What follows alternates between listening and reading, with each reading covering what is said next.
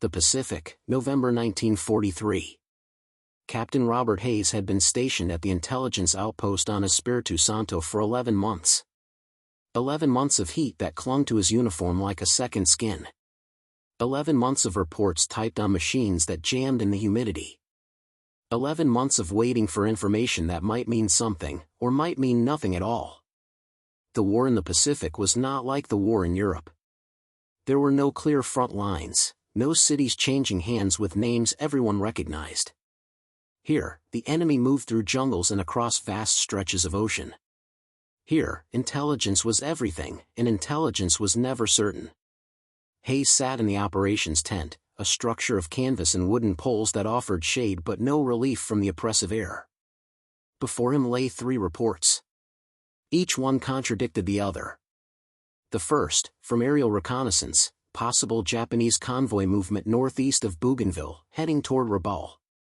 The second, from Australian coast watchers hidden in the Solomon Islands, no significant naval activity detected in the past 72 hours.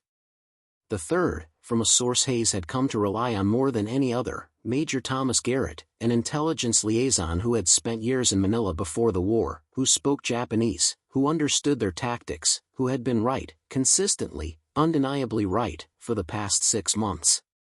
Garrett's report was clear: the Japanese were preparing a major supply run to reinforce their positions in New Britain. The convoy would pass through the St. George's Channel in 4 days. It was an opportunity. A significant one. Hayes read the report again. Garrett's intelligence had never failed. Not once. But the coast watchers saw nothing. The pilots saw something, but not where Garrett said it would be. Hayes looked up. Across the tent, Lieutenant Morrison was sorting through decoded intercepts, his fingers stained with carbon paper. Morrison was young, 23, fresh from a signals intelligence course in Brisbane. He believed in process. In verification. In waiting for confirmation. Hayes was 36. He had been in the Army since 1929. He believed in results. Morrison, Hayes said. The lieutenant looked up. Garrett's report. You've seen it? Yes, sir. Your assessment? Morrison hesitated. That hesitation told Hayes everything.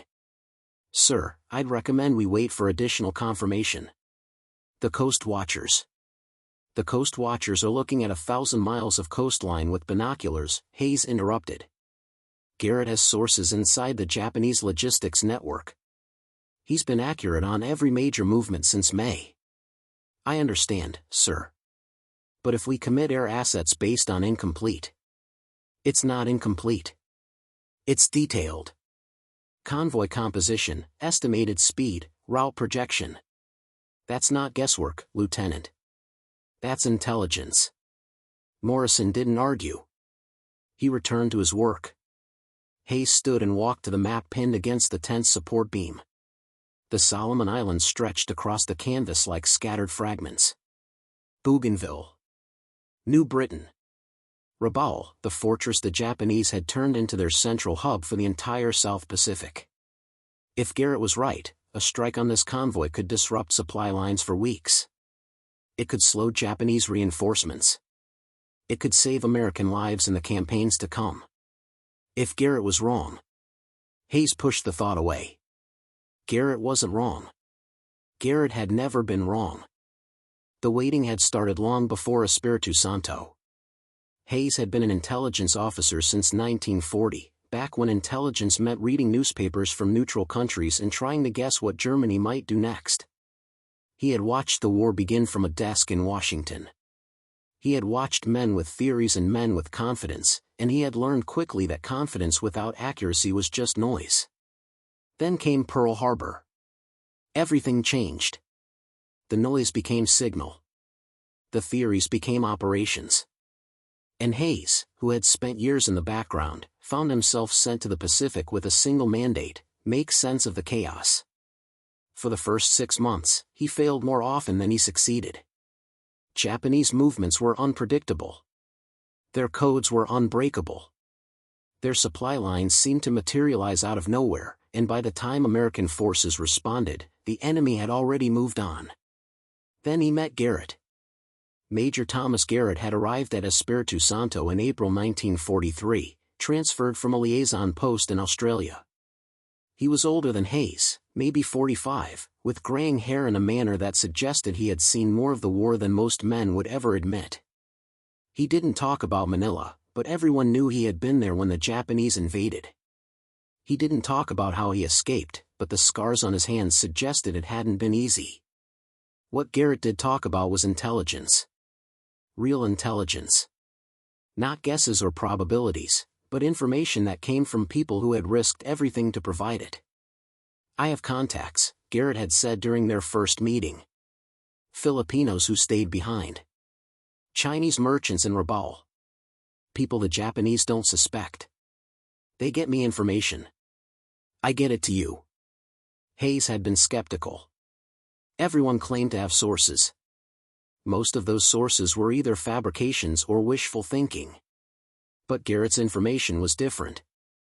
In May, Garrett reported a Japanese supply convoy heading to Bougainville. 3 days later, American bombers found it exactly where Garrett said it would be. 12 ships sunk. In June, Garrett warned of a Japanese troop movement toward Rendova. Hayes passed the intelligence up the chain. When American forces landed on Rendova 2 weeks later, they found the Japanese positions exactly as Garrett had described. Minimal resistance. A successful landing. In July, Garrett identified a fuel depot hidden in the jungle near Munda. A single airstrike destroyed it. Japanese operations in the area stalled for weeks. Again and again, Garrett was right. Hayes had stopped questioning him by August. By September, Hayes was defending him. "You're putting a lot of faith in one man," a colonel from MacArthur's staff had said during a briefing in Nemea. "I'm putting faith in results," Hayes had replied.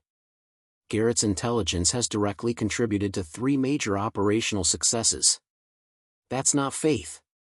That's evidence. The colonel had nodded, but his expression suggested doubt. Hayes didn't care. Doubt was for people who didn't have to make decisions. Hayes had to make decisions. And Garrett gave him the information he needed to make the right ones. Now, in November, Hayes sat in the operations tent and read Garrett's latest report for the 4th time.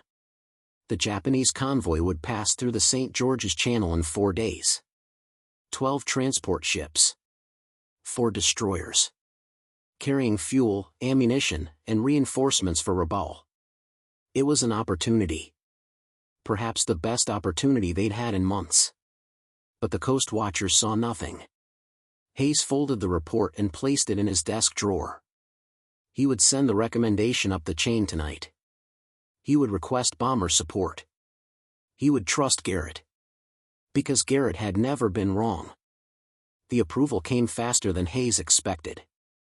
36 hours after he submitted his recommendation, a coded message arrived from Fleet Command. Bomber support authorized. 12 B-25 Mitchells, escorted by fighters, would strike the convoy at dawn on November 18. The operation was designated Crossfire. Hayes felt a brief surge of satisfaction. This was what intelligence work was supposed to be. Information leading to action. Action leading to results. Morrison, however, looked uneasy. "Sir, we still haven't received confirmation from the Coast Watchers." "We don't need it," Hayes said. "Garrett's source is more reliable than visual observation from 50 miles away. But if the convoy isn't there..." "It will be there, Lieutenant." Morrison said nothing more. Hayes drafted the operational brief and sent it to the bomber squadron. He included Garrett's route projections, the estimated speed of the convoy, the likely composition of the escort. Everything Garrett had provided. That night, Hayes couldn't sleep. It wasn't doubt. He told himself it wasn't doubt. It was anticipation. The knowledge that in less than 48 hours, American bombers would strike a blow that could change the momentum of the campaign. He lay in his cot, listening to the sound of rain on the tent roof, and thought about Garrett. Garrett, who had been right every time. Garrett, who understood the Japanese better than anyone Hayes had ever met. Garrett, who had risked his life to build a network of sources that no one else could replicate. Hayes trusted him completely. The morning of November 17th, Hayes was in the operations tent when Morrison entered, holding a decoded message. "Sir, we just received an update from the Coast Watchers." Hayes looked up. "And?" "Still no visual confirmation of convoy movement in the St. George's Channel. They're reporting clear seas." Hayes felt a flicker of something, not doubt, but irritation. The Coast Watchers were good, but they weren't infallible. They could miss things. They had missed things before. "Noted," Hayes said. "The operation proceeds as planned."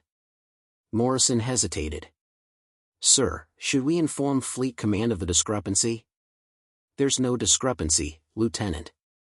There's a difference in observation points. Garrett's source has access to Japanese logistics.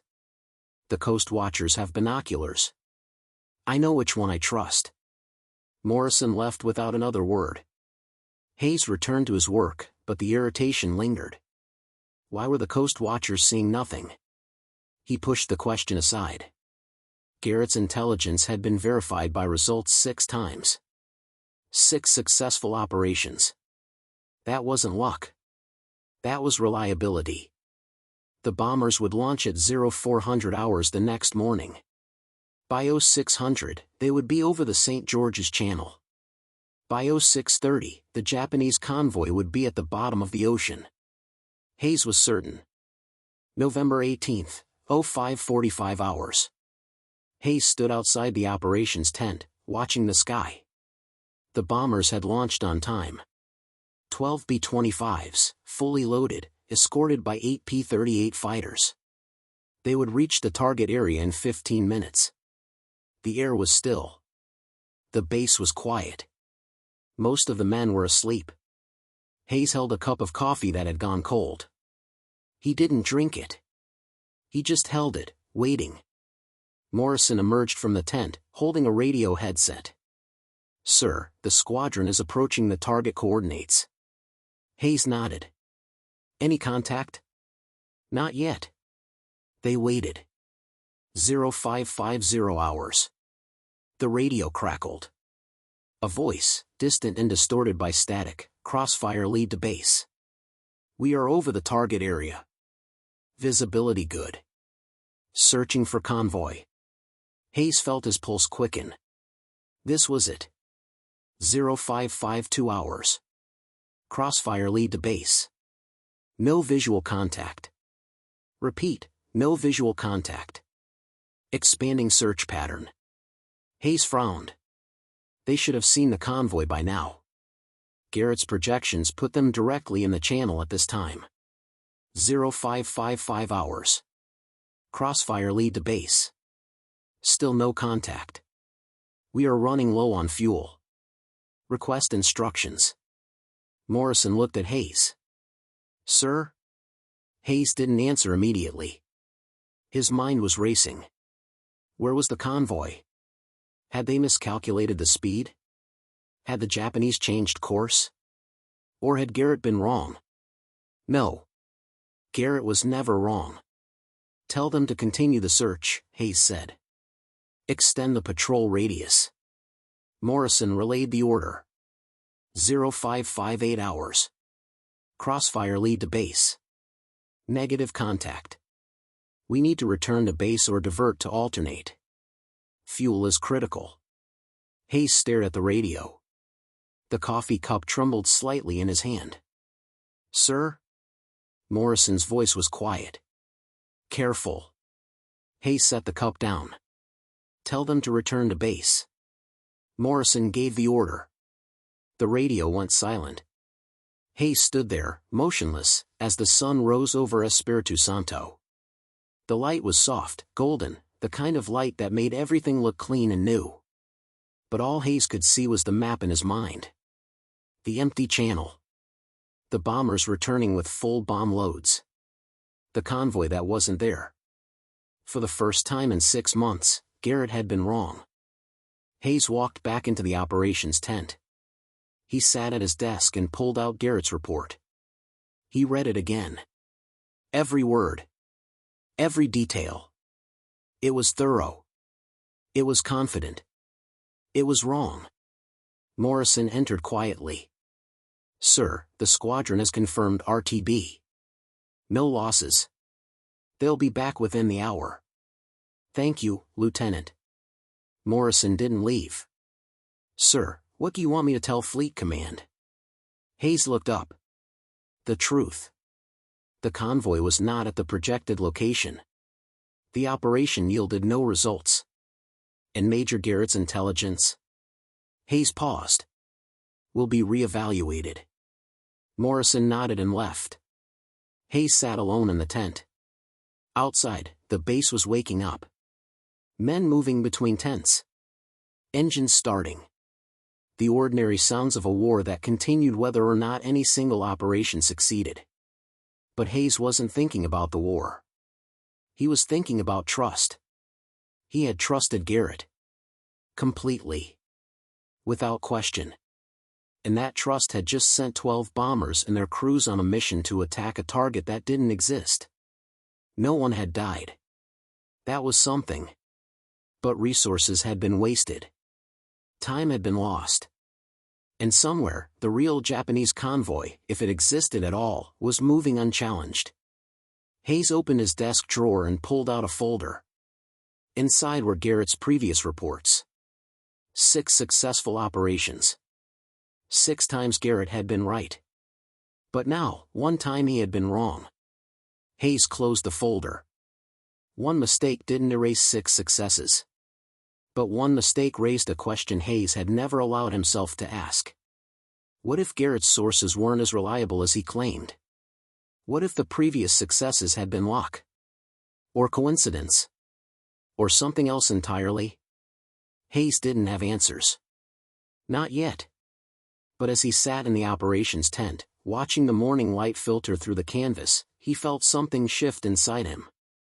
Not certainty anymore. Doubt. The days after Operation Crossfire felt longer than the months before it.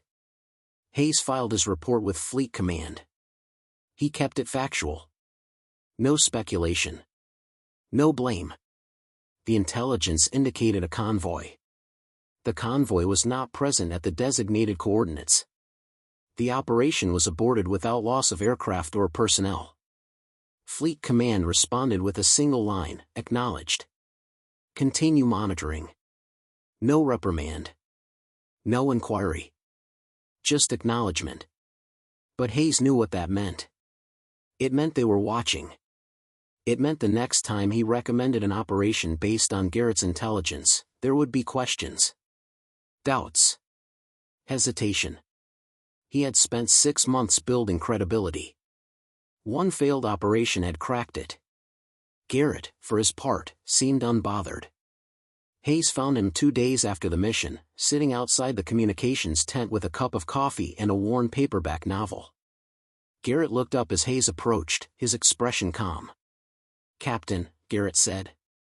"I heard about Crossfire." Hayes stopped a few feet away. "The convoy wasn't there." "I know. Your intelligence was wrong." Garrett closed the book and set it on the crate beside him. "My intelligence was accurate as of 48 hours before the operation. The Japanese changed their plans. It happens. You didn't mention that possibility in your report. Because my source didn't indicate it. The convoy was scheduled. The route was confirmed. Something changed between my last contact and the operation window."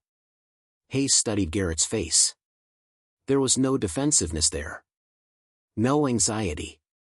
Just the same steady confidence that had made Hayes trust him in the first place. "Your source," Hayes said. "How reliable is he?" "Completely." "Then why didn't he know the plans changed?" Garrett picked up his coffee. "Because the Japanese don't broadcast their changes, Captain. My source reports what he knows. He's not omniscient. Neither am I." Hayes felt a flicker of frustration. 6 months, Garrett. 6 months of perfect intelligence. And now this. 6 successes and 1 miss, Garrett said. That's still a better record than anyone else in this theater. You know that. He was right. Hayes did know that. But knowing it didn't ease the weight in his chest. Fleet Command is going to scrutinize every recommendation I make from now on, Hayes said. If your intelligence is uncertain. It's never uncertain, Garrett interrupted. It's always the best information available at the time. That's all intelligence ever is, Captain. The best guess based on incomplete information. You've been doing this long enough to know that. Hayes said nothing. Garrett stood, picking up his book. I'll have another report for you in a few days. Japanese activity around Rabaul. You'll want to see it. He walked away, leaving Hayes standing alone outside the tent. The new report arrived 5 days later. Hayes read it in his quarters, away from Morrison's watchful eyes. Garrett's source reported increased Japanese air activity at Rabaul. Reinforcements arriving from Truk. A possible offensive operation being planned against Allied positions in the Northern Solomons. Estimated time frame, 2 weeks. It was detailed. Specific. Exactly the kind of intelligence that had made Garrett invaluable. But this time, Hayes didn't feel certainty. He felt caution. He took the report to Morrison. What do you think? Hayes asked. Morrison read it carefully, his expression neutral. When he finished, he set it down and looked at Hayes. It's consistent with what we've been seeing in signal intercepts, Morrison said. Increased radio traffic out of Rabaul. References to reinforcement schedules and operational timelines. But nothing concrete. So it's plausible. Yes, sir. Plausible. But not confirmed. Morrison hesitated.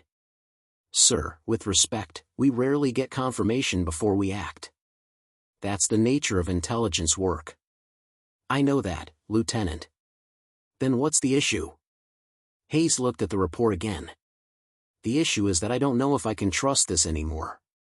Morrison didn't respond immediately. When he did, his voice was careful. Sir, one failed operation doesn't invalidate 6 successful ones. I know. But you're questioning Garrett now. Shouldn't I be? Morrison leaned back in his chair. Permission to speak freely, sir. Granted. I've never trusted Garrett the way you have. I think you know that. But even I can see that his intelligence has been valuable. The question isn't whether he's reliable. The question is whether any single source should carry this much weight. Hayes looked up. What are you suggesting? Diversify. Cross-reference. Don't rely on Garrett alone. Use him as one input among many. That's what I've been doing. No, sir. You've been using him as the primary input and treating everything else as secondary. That worked when he was right. But now. Morrison didn't finish the sentence. He didn't need to. Hayes folded the report and placed it in his desk.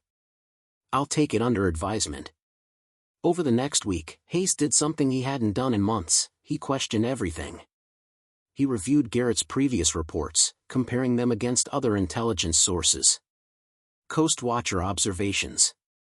Signal intercepts. Aerial reconnaissance. Prisoner interrogations. What he found surprised him. In 3 of the 6 successful operations, Garrett's intelligence had aligned with other sources. The convoy in May had been spotted by Australian Coast Watchers hours before Garrett's report arrived. The troop movements in June had been referenced in decoded Japanese radio traffic. The fuel depot in July had been mentioned in a prisoner interrogation 2 days before Garrett identified it. In those cases, Garrett hadn't provided new intelligence. He had confirmed what was already suspected. But in the other 3 operations, Garrett's intelligence had stood alone. No corroboration. No secondary sources. Just Garrett's word. And Hayes had trusted it. Why? Because Garrett had been right. Because the operations had succeeded. Because results validated trust. But now Hayes saw something else. He saw a pattern he hadn't noticed before. Every time Garrett's intelligence stood alone, it involved targets that were isolated, difficult to verify, far from Coast Watcher positions, outside the range of regular reconnaissance. Targets where success or failure couldn't be easily confirmed. Hayes sat in his quarters, staring at the reports spread across his desk, and felt something cold settle in his stomach. What if Garrett hadn't been right 6 times? What if he had been right 3 times, and lucky 3 times? Or worse, what if he had been lying? Hayes didn't want to believe it. He spent 2 days trying to convince himself he was wrong. But the doubt wouldn't leave. On the 3rd day, he went to see Garrett. He found him in the officers' mess, eating alone.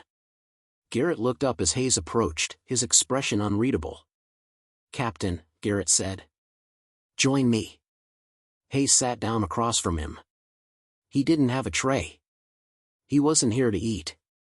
"I've been reviewing your previous reports," Hayes said. Garrett continued eating. "And?" "3 of them aligned with intelligence from other sources. 3 of them didn't. So I'm wondering why I never noticed that before." Garrett set down his fork. "You never noticed it because it didn't matter. The operations succeeded. That's what mattered." "Did they?" Garrett's expression hardened. "What are you asking, Captain?" Hayes leaned forward. "I'm asking if your intelligence is real. I'm asking if your source exists. I'm asking if I've been trusting a man who's been feeding me information that can't be verified." For a long moment, Garrett said nothing. He just looked at Hayes with those steady, unreadable eyes. Then he smiled. Not a warm smile. A cold one. "You're asking if I've been lying to you. Have you?" Garrett picked up his coffee. "You want proof, Captain? You want me to introduce you to my source? Bring him here so you can interrogate him yourself? If that's what it takes." "It's not possible. My source is in Rabaul. Behind Japanese lines. He communicates through intermediaries. Chinese merchants who travel between occupied territories. It takes weeks for information to reach me. That's how intelligence works in this war. You know that. I know what you've told me." Garrett's smile faded. "I've given you 6 successful operations, Hayes. 6. And 1 miss. That's a 90% success rate. No one else in this theater can claim that. No one. Unless the successes weren't because of your intelligence. Then what were they? Luck? Maybe." Garrett stood abruptly. The men at nearby tables looked over, then quickly looked away. "I don't have to justify myself to you," Garrett said quietly. "I've done my job. If you don't trust me anymore, that's your problem. Not mine." He walked out of the mess hall, leaving his tray on the table. Hayes sat there, alone, feeling the eyes of other officers on him. He had just accused a superior officer of fabricating intelligence. If he was wrong, his career was over. But if he was right... Hayes spent the next 2 days trying to find proof. He requested access to communications logs. He reviewed every message Garrett had sent or received in the past 6 months. He interviewed the radio operators who handled Garrett's traffic. What he found was nothing. Garrett's communications were sparse. A few messages to contacts in Australia. A handful of coded transmissions that had been logged but not decoded. Nothing unusual. Nothing suspicious. But also nothing that confirmed the existence of a source in Rabaul. Morrison found Hayes in the operations tent late on the 2nd night, surrounded by files. "Sir, you need to sleep." Hayes didn't look up. "I need to know if I've been lied to for 6 months." Morrison sat down across from him. "And if you have been? Then I've compromised operations. I've wasted resources. I've put men at risk based on fabricated intelligence. But the operations succeeded. 3 of them succeeded because other intelligence confirmed the targets. The other 3. Hayes trailed off. "The other 3 what, sir?" Hayes finally looked up. His eyes were bloodshot. The other three might not have succeeded at all. Morrison frowned. What do you mean? Hayes pulled out a file. The fuel depot in July. Garrett said it was destroyed. We received confirmation from aerial reconnaissance. But I went back and reviewed the reconnaissance photos. The depot was there. But there's no evidence it was ever operational. No vehicle tracks. No signs of recent activity. It might have been abandoned before we hit it. Morrison leaned forward. And the others? The convoy in May. 12 ships sunk. But the after-action report lists them as small transports and barges. Not the major supply convoy Garrett described. And the troop movements in June. Hayes shook his head. The Japanese positions we found were minimal. A few dozen men. Not the reinforced garrison Garrett reported. Morrison was silent for a long moment. You're saying Garrett exaggerated. I'm saying Garrett might have been guessing. Or lying. Or both. But why? What would he gain? Hayes didn't have an answer. The answer came the next morning. Hayes was in his quarters when Morrison burst in, holding a decoded message. Sir, you need to see this. Hayes took the message. It was from Australian intelligence in Brisbane. Subject, Major Thomas Garrett. Request for information regarding intelligence activities and source networks in occupied territories. No records found matching described operations. Recommend verification of credentials and source claims. Hayes read it twice. I sent an inquiry 3 days ago, Morrison said. I didn't tell you because I didn't want to. I thought maybe I was wrong. Hayes looked up. You weren't wrong. Sir, if Garrett doesn't have official source networks, then everything he's told us is either fabricated or unverifiable. Morrison's face was pale. What do we do? Hayes stood. He felt something settle inside him. Not anger. Not betrayal. Just clarity. We confront him. They found Garrett in his quarters, packing a duffel bag. He looked up as Hayes and Morrison entered, and for the first time, Hayes saw something in Garrett's expression that hadn't been there before. Fear. Going somewhere, Major? Hayes asked. Garrett didn't answer immediately. He folded a shirt and placed it in the bag. I've been reassigned, Garrett said finally. Orders came through this morning. I'm heading to Brisbane. Convenient timing. Garrett looked at Hayes. What do you want, Captain? Hayes held up the message from Australian intelligence. I want the truth. I want to know if your source in Rabaul exists. I want to know if anything you've told me over the past 6 months is real.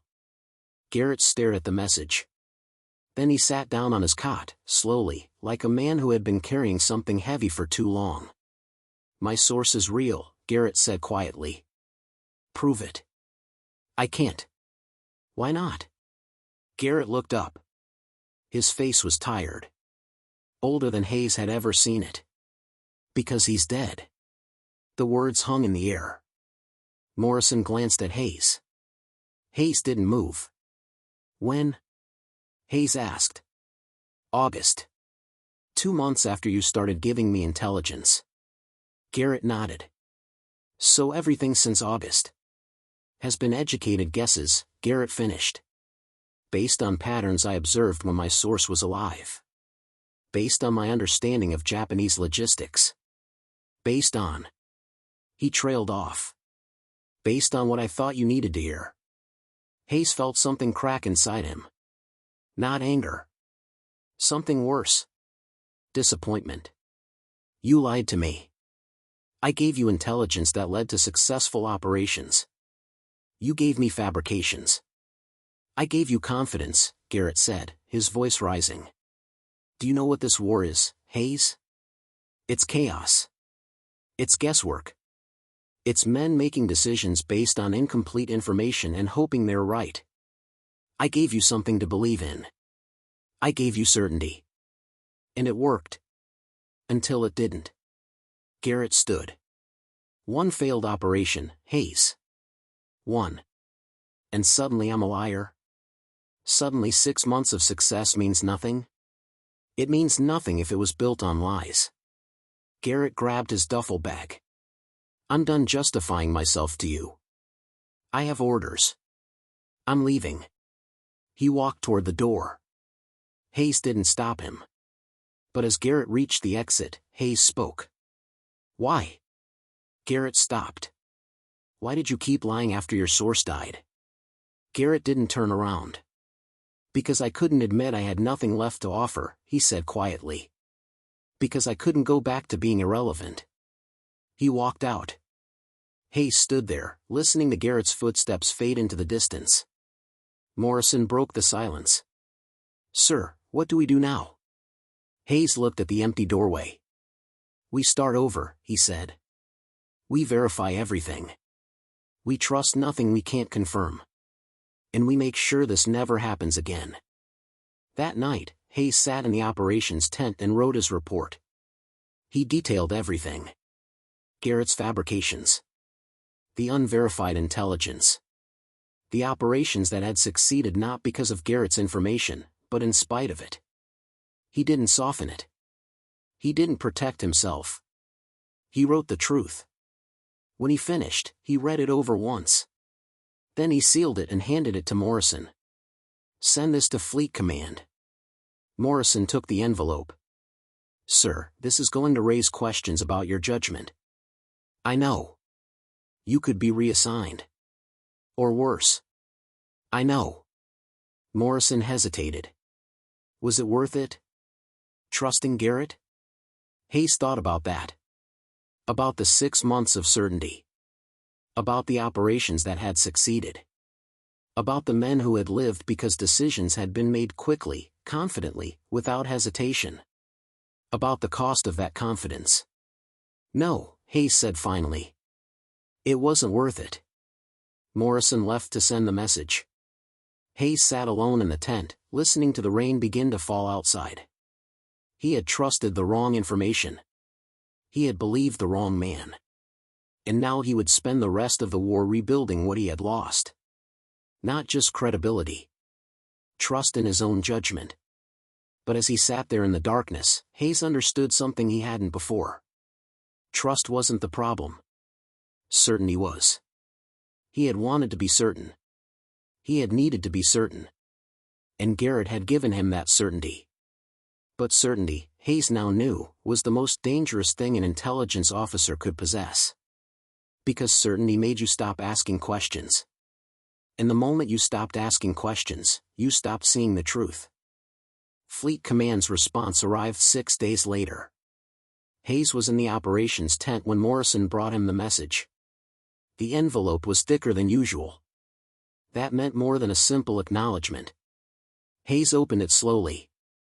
The first page was from a rear admiral he'd never met. The tone was formal, clinical. An investigation had been opened into Major Garrett's intelligence activities. Garrett had been detained in Brisbane pending a full review. Captain Hayes was commended for his thoroughness in identifying the discrepancies. Commended. Not reprimanded. Not questioned. Commended.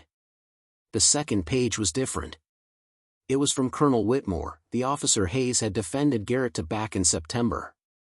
Captain Hayes. Your report has been reviewed at the highest levels. While Major Garrett's actions constitute a serious breach of protocol, the investigation has determined that his fabrications did not directly result in loss of life or compromise of operations. 3 of the 6 operations conducted based on his intelligence were corroborated by independent sources. The remaining 3, while based on incomplete information, did not produce negative tactical outcomes. However, the incident raises significant concerns about verification procedures and over-reliance on single-source intelligence. You are hereby directed to implement enhanced cross-referencing protocols for all future intelligence assessments. Additionally, you are to report to Pearl Harbor for debriefing in 2 weeks. Your replacement will arrive at Espiritu Santo within 10 days. Hayes read the last line 3 times. Your replacement. He was being removed from his post. Not court-martialed. Not demoted. But removed. Morrison stood across from him, waiting. "They're sending me to Pearl Harbor," Hayes said quietly. "For how long?" "Indefinitely." Morrison's expression didn't change, but Hayes saw the flicker of concern in his eyes. "Sir, you did the right thing." "Did I?" "You exposed a fabrication. You prevented future operations from being based on false intelligence. I also trusted that fabrication for 6 months. I built an entire operational framework around one man's word. That's on me, Lieutenant." Morrison didn't argue. Because he knew Hayes was right. The next 10 days were the longest of Hayes's career. He continued his duties. He reviewed intelligence reports. He coordinated with reconnaissance units. He maintained the routines that had defined his work for the past 11 months. But everything felt different now. Every report he read, he questioned. Every source he evaluated, he doubted. Every recommendation he considered making, he second-guessed. The certainty that had driven him for 6 months was gone. In its place was something heavier. Something that made every decision feel like walking through fog. Morrison noticed. "Sir, you need to trust your judgment again." They were in the operations tent, reviewing signal intercepts from Rabaul. Hayes had been staring at the same page for 10 minutes. "My judgment put 12 bombers in the air to attack a convoy that didn't exist," Hayes said. "Your judgment also contributed to 3 successful operations. You can't forget that." "I can't forget the failure either." Morrison set down his pencil. "Sir, permission to speak freely?" "Go ahead." "You're punishing yourself for something that wasn't entirely your fault. Garrett lied. He manipulated you. He exploited your trust. That's on him, not you. I should have verified. You did verify. You cross-referenced with other sources. You just weighted Garrett's intelligence more heavily because it had been reliable. That's not negligence. That's reasonable assessment based on past performance." Hayes looked up. "Then why does it feel like I failed?" Morrison was quiet for a moment. "Because you care, sir. Because you know that intelligence work isn't just about being right. It's about being responsible. And you feel responsible for trusting Garrett." "I am responsible." "Yes. But responsibility doesn't mean perfection. It means learning from mistakes and doing better next time." Hayes wanted to believe that. But belief required something he no longer had. Certainty. 3 days before his departure, Hayes received an unexpected visitor. He was in his quarters, packing his belongings, when someone knocked on the door frame. "Captain Hayes?" Hayes looked up. A lieutenant colonel stood in the doorway, a man Hayes didn't recognize. He was older, maybe 50, with silver hair and the kind of weathered face that suggested years in the field. "I'm Lieutenant Colonel Brennan," the man said. "I'm your replacement." Hayes stood. "Sir. I wasn't expecting you until. I arrived early. Wanted to get a sense of the operation before the formal handover." Brennan stepped inside, glancing around the sparse quarters. "Mind if I sit?" "Of course." Brennan sat on the footlocker near the door. Hayes remained standing. "I read your report," Brennan said. "The one about Major Garrett." Hayes felt his jaw tighten. "Sir, It was thorough. Honest. Exactly what it needed to be." Brennan leaned back. "I also read your operational summaries from the past year. You've done good work here, Captain.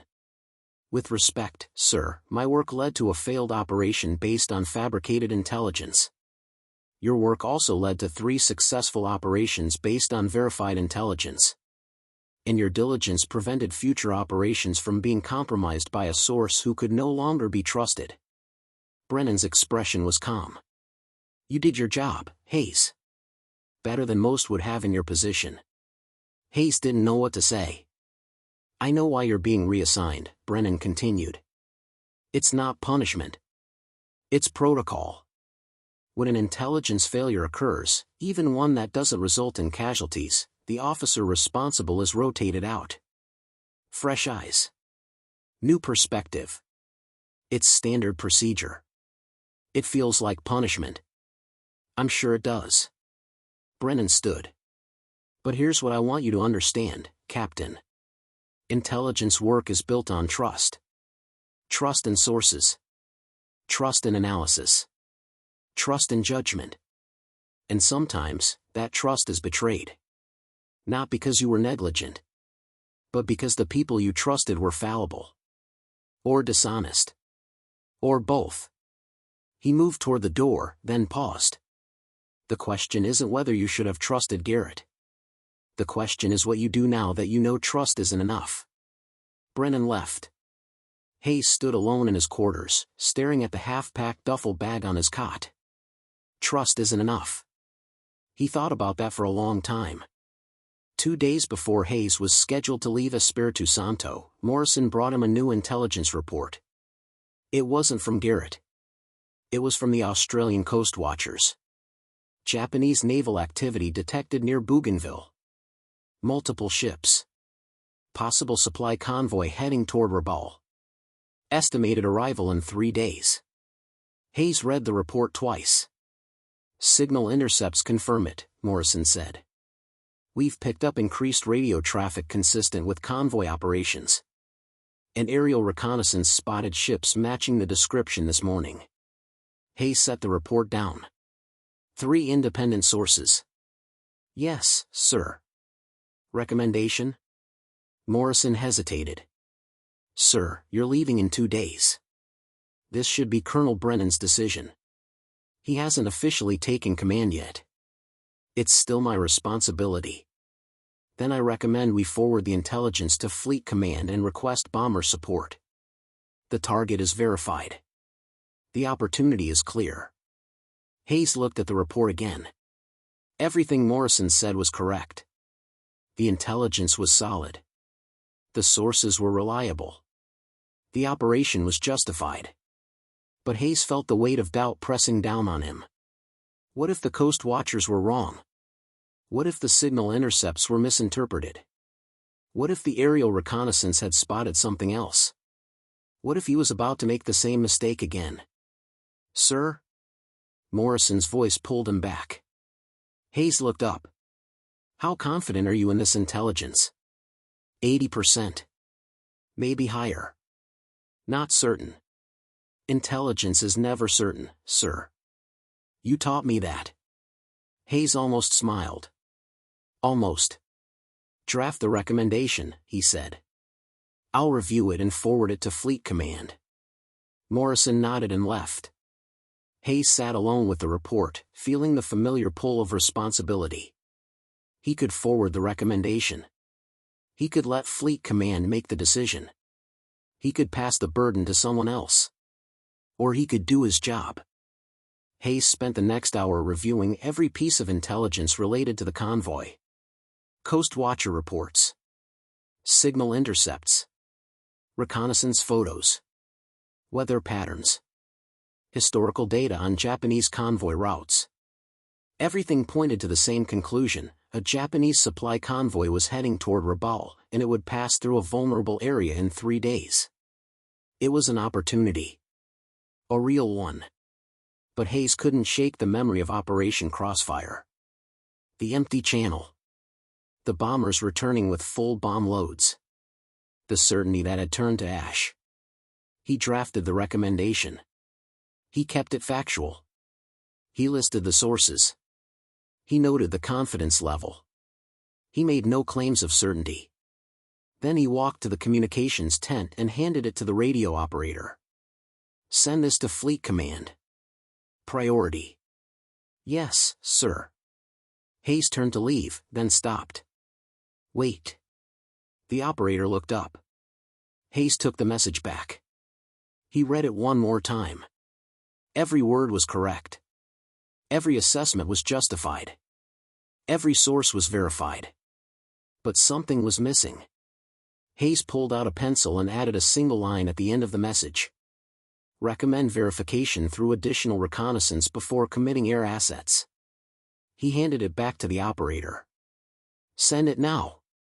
The response came 12 hours later. Fleet Command acknowledged the intelligence. They ordered additional reconnaissance flights over the next 24 hours. If the convoy was confirmed, bomber support would be authorized. Hayes felt something loosen in his chest. Not relief. Not satisfaction. Just the quiet knowledge that he had done what he should have done from the beginning. He had asked for verification. Morrison found him in the operations tent that evening. Sir, reconnaissance confirmed the convoy. 12 ships. 4 escorts. Exactly where the Coast Watchers said they'd be. Hayes nodded slowly. And Fleet Command's response? Bomber support authorized. Operation launches at dawn tomorrow.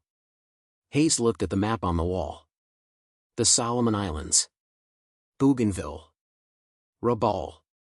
The same geography that had defined his war for the past year. You won't be here to see the results, Morrison said quietly. I know. But you made the right call. You verified before acting. That's what matters. Hayes turned to face Morrison. Will you do something for me, Lieutenant? Of course, sir. When the operation is complete, send me the after-action report.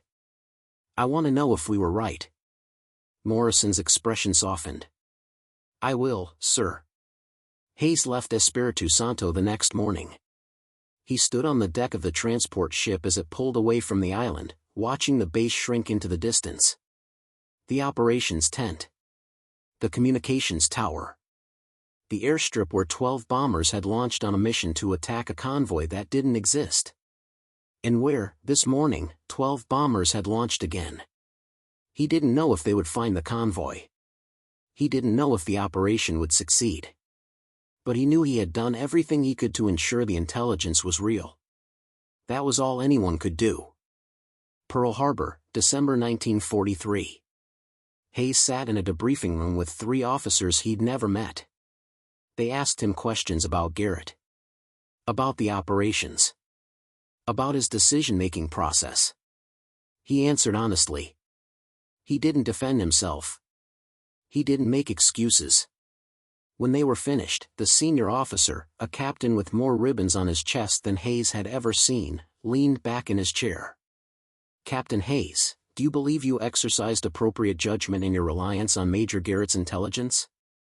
Hayes thought about that question. He thought about the 6 months of certainty. The 3 successful operations.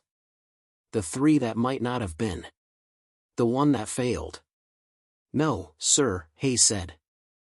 I relied too heavily on a single source.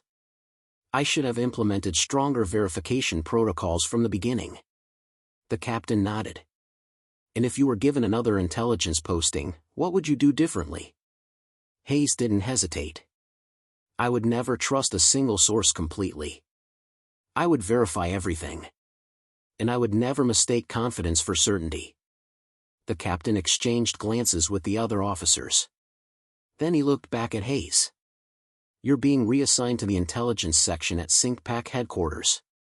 You'll be working on operational planning for the Central Pacific campaign. Your experience with source verification will be valuable. Hayes felt something shift inside him. Not relief. Not vindication. Just acknowledgement. Thank you, sir. Dismissed. Hayes left the building and walked toward the harbor. The sun was setting over the water, turning the sky orange and gold. He thought about Morrison.